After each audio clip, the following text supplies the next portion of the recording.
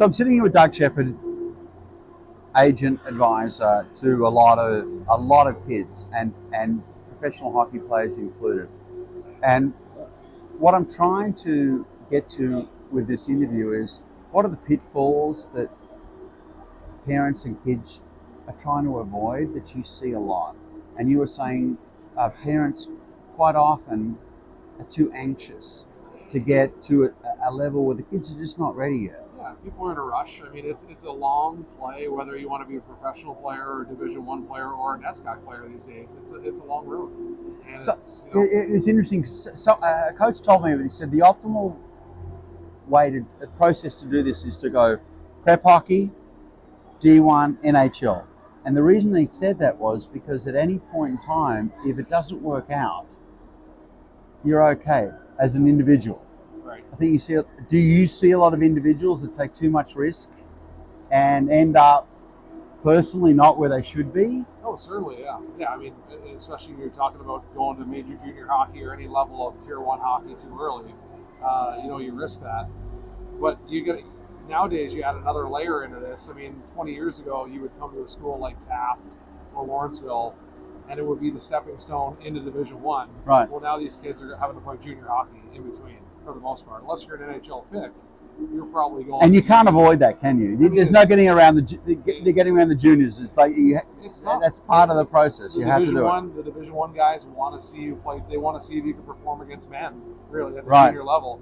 You know, the coach at Yale is here standing with him for a little bit for that period. And, we were talking about that a little bit, just the physicality and the growth and what happens, and it takes time. It's a long play. That's a really interesting point. Let me ask you something.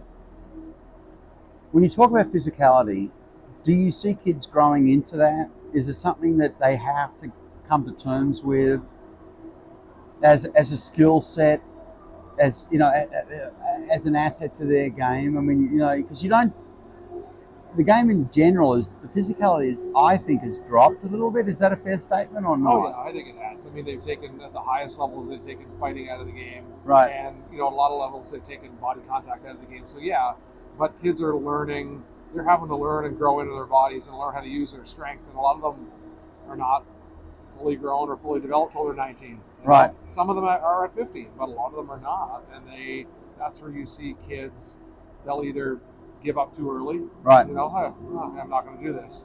It's the ones that stick it out and maybe grow into their bodies and develop that strength later on. So you see those late bloomers. You see it all the time. And let me ask you one more question.